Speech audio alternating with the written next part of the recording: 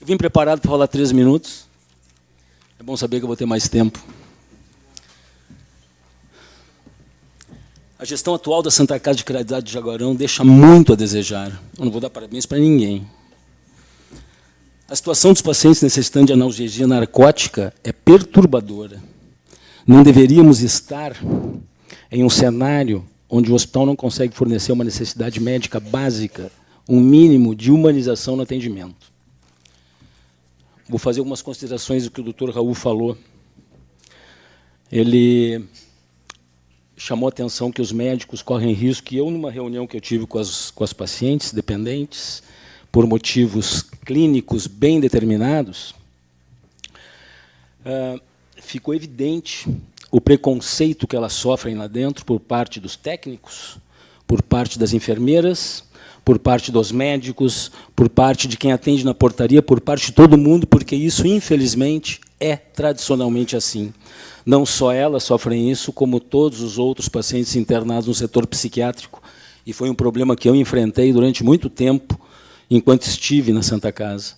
E quem me conhece da época de lá sabe que essa sempre foi uma luta minha de dar um atendimento humanizado para os pacientes psiquiátricos e para os pacientes dependentes químicos que estavam internados na Santa Casa, que eram tratados simplesmente como drogaditos, que foi uma expressão que o Dr. Raul usou o tempo inteiro, que, na minha opinião, reflete bem o preconceito que ele tem em relação a essa situação.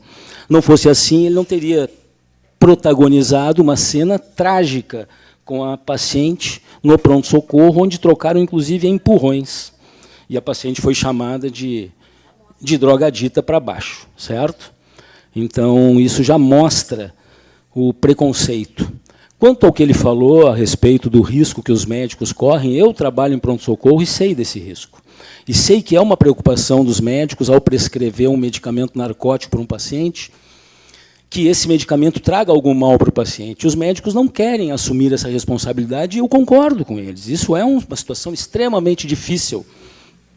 Só que a maneira de solucionar isso não é simplesmente decretando horários e limites para fazer a medicação dentro do pronto-socorro. Dizer que o pronto-socorro não é o local onde isso deva ser resolvido não é verdade. O paciente que está com dor, ele vai buscar o auxílio aonde? No posto de saúde? Lá não vai ter medicação necessária para aliviar a dor dele. O fato delas estarem dependentes de medicamento opiáceo é uma consequência do problema orgânico apresentado. Elas vão relatar aqui, vocês vão poder comprovar, que todas elas têm causas orgânicas muito bem definidas, algumas há anos aguardando o tratamento necessário que não foi providenciado. Então, não há como querer solucionar o problema dessa maneira. Existem outras maneiras de solução desse problema que, certamente, o hospital tem condições de dar encaminhamento. O que está faltando é interesse em resolver de verdade esse problema. Quando o Dr. Raul falou do protocolo de Manchester, que é para fazer a triagem do pronto-socorro, então me surpreende muito, porque desde que eu trabalho no hospital, fui afastado já há alguns anos, mas desde que eu trabalho lá, sempre teve esse protocolo no pronto-socorro, foi instituído, inclusive, na época do Dr. Jefferson.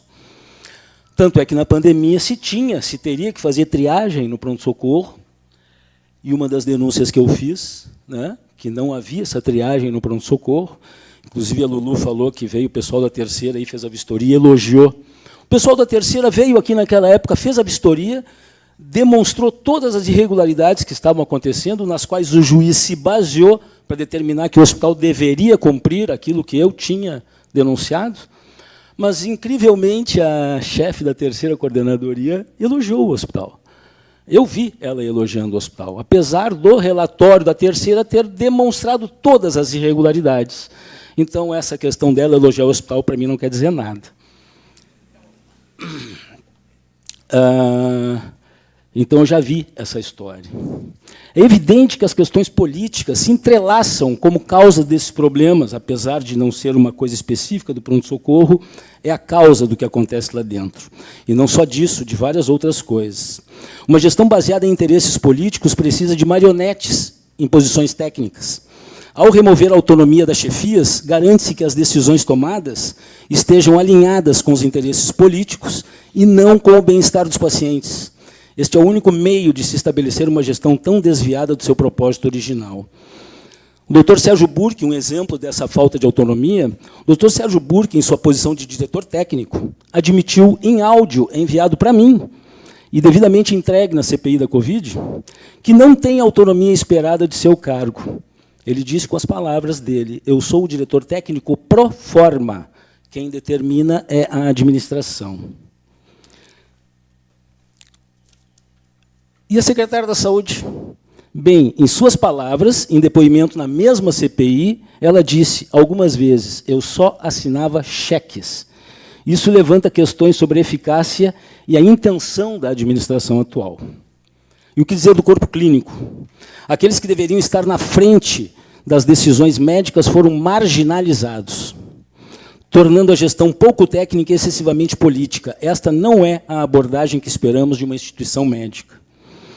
Foi revelado na CPI que alguns pacientes tiveram que pagar do próprio bolso por tomografias durante a internação com Covid, com notas apresentadas, apesar de estarem cobertos pelo SUS. Este é um indicativo da falta de organização e ética na gestão e interferência administrativa na conduta médica. Esses vários casos que aconteceram no pronto-socorro, que precisavam de tomografia para serem diagnosticados, teve um paciente que faleceu, inclusive, agora há pouco, que ele foi no pronto-socorro 4 dias seguidos, e a tomografia só foi feita no 5º dia, a tomografia mostrou um aneurisma roto, ou seja, se tivesse sido feita a tomografia no 1º dia, ele teria sido tratado a tempo e talvez tivesse sobrevivido à cirurgia.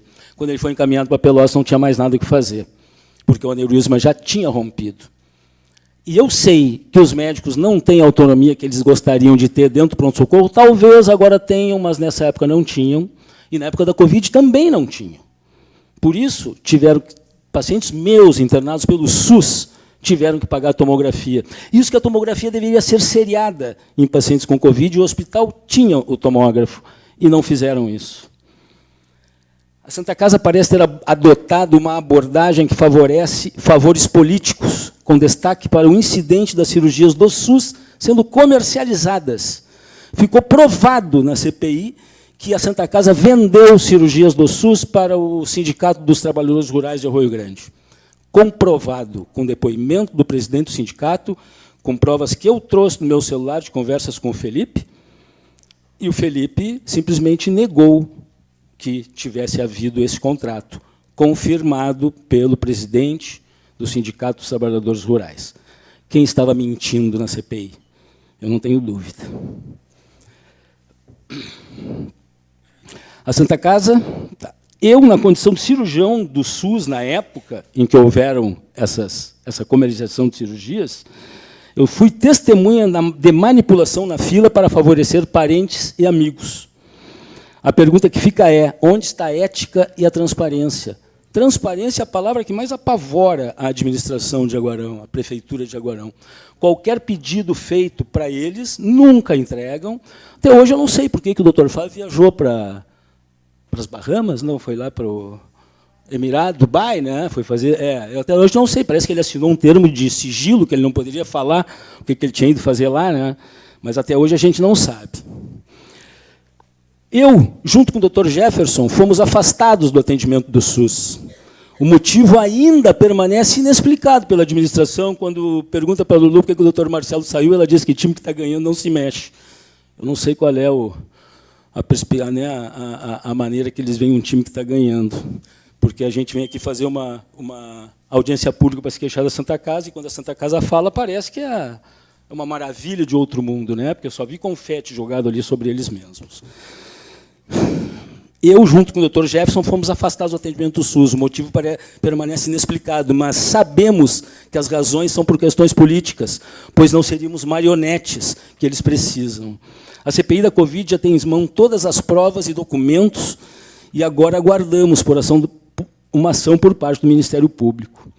Outra questão que apareceu num programa de rádio, que é a Lulu e o administrador, que eu não sei qual é o cargo que o seu Jorge Cruz exerce, afinal de contas ele é voluntário, é o primeiro chefe voluntário que eu conheço na minha vida.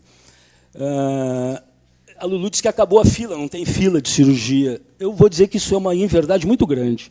Eu atendo no pronto atendimento de Arroio Grande, eu tenho vários pacientes lá que estão aguardando cirurgia há muito tempo, E eu vou entregar para a comissão o nome de uma paciente que consultou comigo agora semana passada, nome, endereço, que ela está na fila há 2 anos, fez a última consulta, consultou com o cirurgião, fez os exames e consultou com a anestesista e disseram para ela, agora é só aguardar que vai ser chamada para cirurgia. Para encerrar, Marcelo, por favor. Faz 1 ano e 10 minutos já passou? Como passou rápido?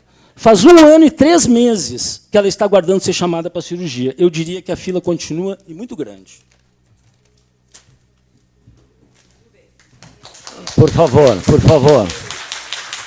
Não, pessoal, não vamos aplaudir nem de um lado nem do outro, por favor, para não tumultuar a Assembleia. E também eu solicito que as pessoas que usarem a tribuna e a mesa também, vamos nos deter nos fatos e sem agressões. Aqui somos todos adultos e temos responsabilidades. Então, eu acho que é isso que se preza. Não é isso, vereador Cristiano? Tá bem, obrigado. Então, a mesa quer responder porque ele já está nos questionamentos. Então, alguém da mesa, 3 minutos para responder para o doutor Marcelo. Ninguém? Não? Não?